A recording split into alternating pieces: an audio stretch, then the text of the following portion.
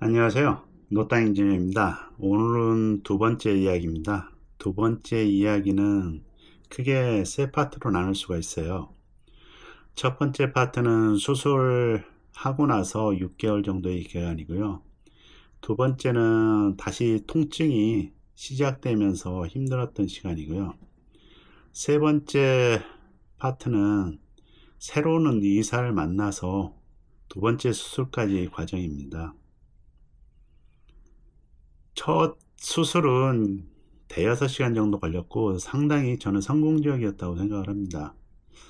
수술 전날에 걸어서 들어가는 게 불편했었는데 수술 다음날 완전히 사라졌습니다. 저림도 사라지고 감각마비도 사라지고 저는 그게 기적이었다고 생각을 합니다. 크게 문제 같은 것들은 있지도 않았어요. 그리고 퇴원도 자연스럽게 했고 심지어 퇴원은 대중교통을 이용해서 퇴원을 했습니다. 저도 가족도 같이 짐을 싸가지고 짐도 들고 그러고 퇴원을 했습니다. 그런 걸 보면 굉장히 수술은 잘 되었던 거죠. 그리고 수술 후 3개월 뒤에는 그동안 잠시 쉬었던 그 사회생활도 직장도 다시 잡으면서 사회생활을 다시 시작을 했고요. 사회생활 시작하면서도 운동만큼은 열심히 했습니다. 헬스장에서 맨날 그 러닝머신에서 퇴근하고 나서 걷고 또 걷고 하루에 2만에서 3만 보는 매일 걸었습니다. 그렇게 꾸준히 운동을 했고요. 그리고 자전거도 한 3개월 이후에는 조금씩 탔습니다. 그렇게 타다가 제가 그래도 그리던 종주도 좀 무리가 되었지만 2018년 5월이니까 수술하고 대략 6개월 약간 넘은 시간에 동해안 종주로 갔습니다. 동해안 종주가 240km인데 좀 쉬운 구간은 아니에요. 쉬운 구간 아닌데 그래도 타 보니까 체력적으로 좀 많이 힘들었어요. 체력적으로 굉장히 힘들었는데 그래도 경치가 워낙 아름답다 보니까 또 종주가 되더라고요.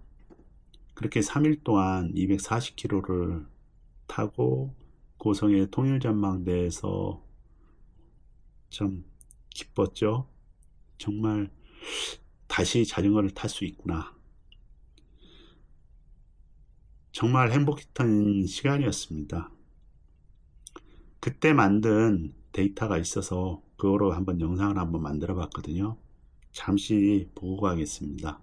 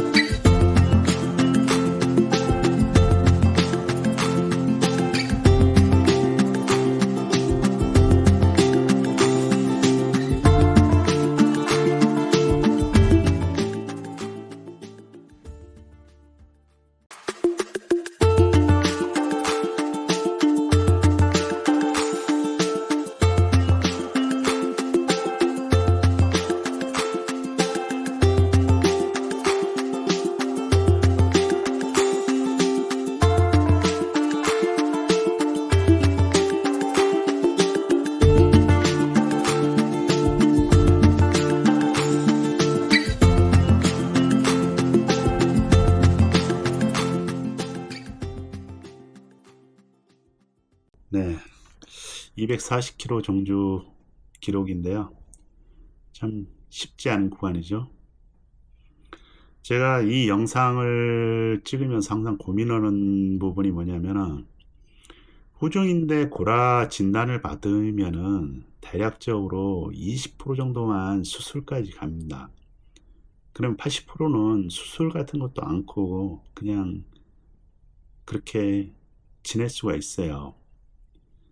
그리고 20%가 되더라도 그 중에 저처럼 여러 번 수술 받는 케이스는 10%도 안 되고, 뭐 더 정확한 통계는 없지만 대략 10%도 안 됩니다. 그렇기 때문에 혹시라도 제 영상을 보고 과도하게 정신적으로 힘들어지지 않으셨으면 좋겠습니다. 대부분의 후종인대 고라 환우들 중에 수술을 받더라도 이렇게 첫 번째 수술하고 저처럼 이렇게 종주까지 하고 그 즐거운 삶을 다시 살 수가 있기 때문에 너무 과도하게 감정이입은 안 했으면 좋겠습니다.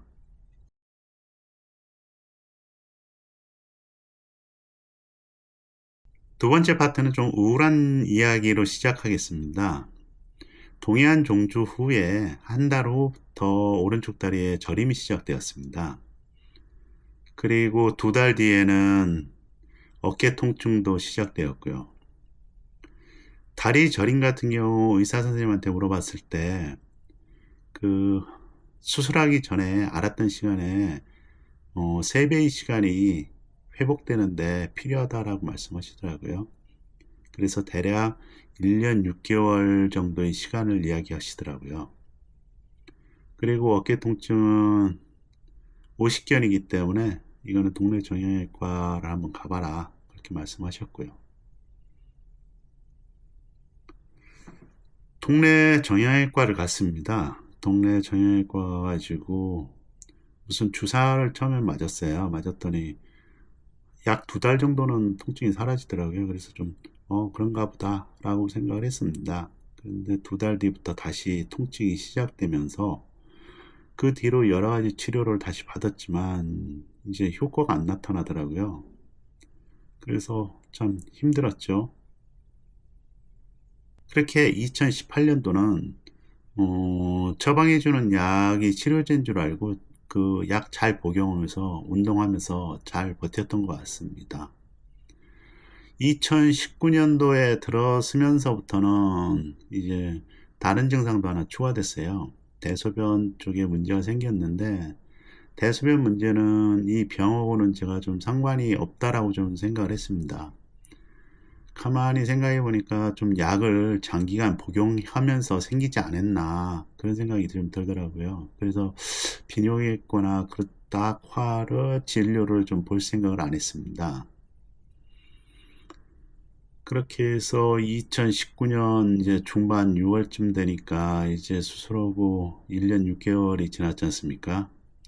그런데도 증상 호전은 없고 더 심해지는 거예요. 그때부터 이제 좀 저도 많이 짜증이 났었고, 의사 선생님한테 뭔가 좀 뭐 검사를 하던가 해야 되는데 왜 아무것도 안 하시냐라고 말씀했는데도 묵묵부답이었어요. 그래서 MRI라도 한번 촬영해보자 하니까 마지못해 예약을 해주시더라고요. 그래서 그해 8월에 MRI 촬영하고 그 다음 주에 이제 결과를 들으러 가는 날은 좀 기대를 했어요. 첫 번째 수술 때도 MRI 촬영을 좀 일찍 했더라면 이 병을 좀 빨리 찾을 수 있었던 기억이 있었기에 좀 기대하고 갔었는데, 그 선생님은 자기 수술이 잘 됐다 MRI 영상을 보면서 설명해 주시더라고요. 그러면서 다른 얘기는 없는 거예요. 참 답답했죠. 그때 아마 많이 실망했던 것 같습니다.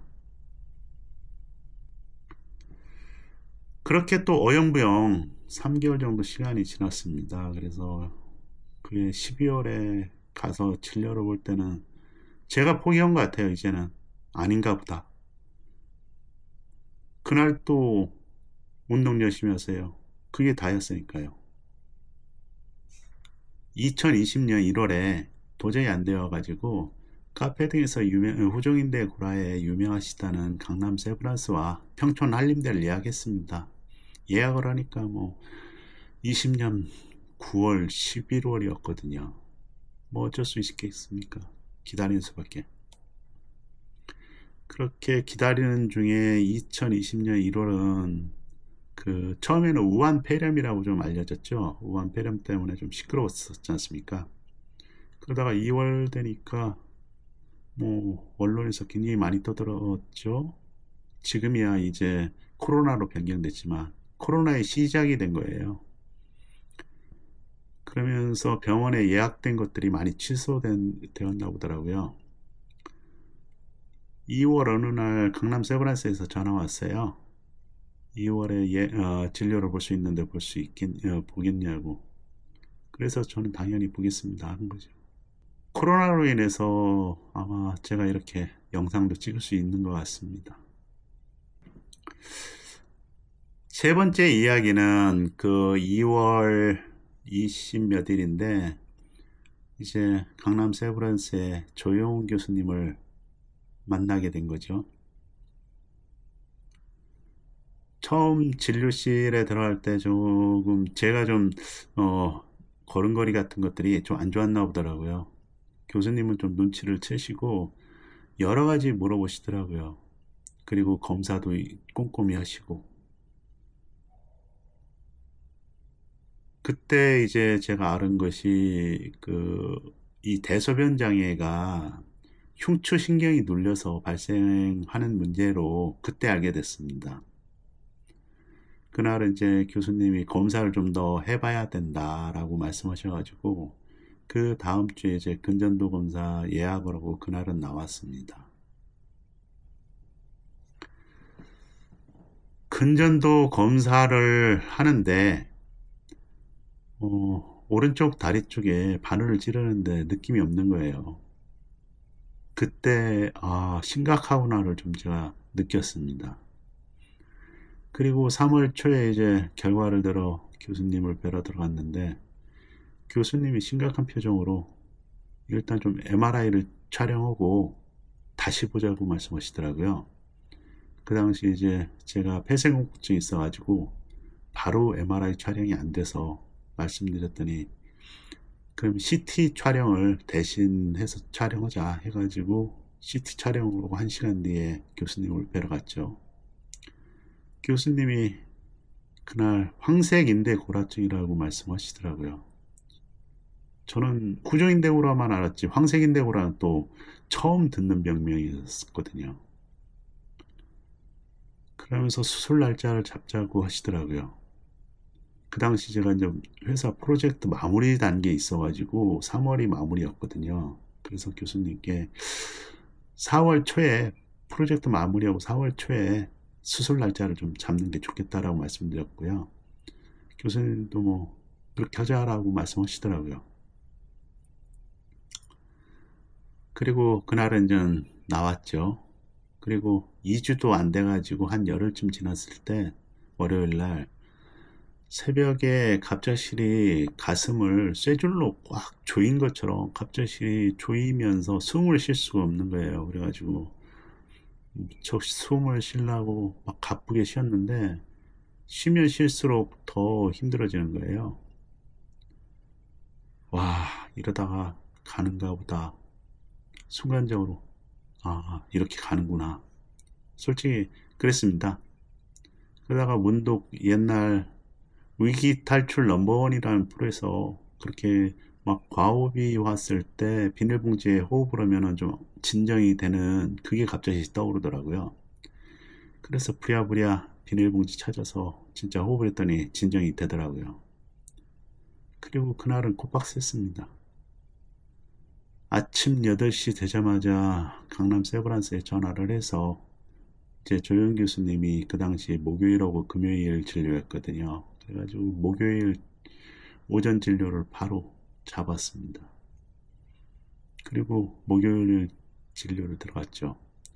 교수님께 말씀드리니까 교수님 깜짝 놀라면서 이건 안 된다. 심각하다. 당장 오후에 입원을 해라. 병원에 있는 동안에 그런 문제가 생겼을 때 병원에서 해야지 큰일 난다. 그때는 뭐 아무것도 생각나는 게 없었죠. 네, 그러겠습니다 했어요. 교수님이 오후에 입원하고 수술 일정은 그 다음 주 월요일에는 내가 어떻게든지 해줄 테니까 그때까지만 좀 참아라. 이렇게 말씀하시더라고요. 그렇게 집으로 가서 침을 싸가지고 다시 병원에 입원을 했습니다. 오후에. 그리고 짐 정리를 한참 하고 있는데 한 5시쯤인가 레지던트 선생님이 내려오셔가지고 내일 아침 7시에 수술이 잡혔다고 하더라고요. 그렇게 그 다음날 아침 7시에 수술실에 들어갔습니다. 수술은 한 5시간 정도 했고요. 수술은 잘 됐습니다. 그런데 이제 그동안 못 먹고 그런 것들이 많아가지고 그 다음에 정신적으로도 힘들었는지 좀 코드블루 상황도 한번 왔었고 한 5일 정도 굉장히 좀 심각했었어요. 5일 정도만 심각했고 그 나머지는 또 제가 회복력이 좋은 것 같더라고요. 그래가지고 잘 회복돼가지고 퇴원까지 잘 하게 됐습니다. 두 번째 이야기는 여기서 마무리를 짓고요. 다음 이야기는 또 세 번째 수술에 대해서 이야기를 드리겠습니다.